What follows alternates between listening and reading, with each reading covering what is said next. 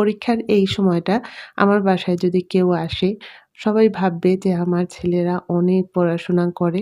সারা বছর পড়াশোনার কোনো নাম নেই জানেন।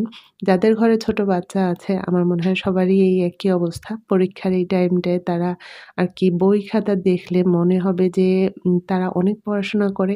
সারা ঘরে আমার বই, ডাইনিং টেবিলের উপরে তো বইয়ের জন্য টেবিলে ভাত খাওয়ার মতো জায়গা থাকে না।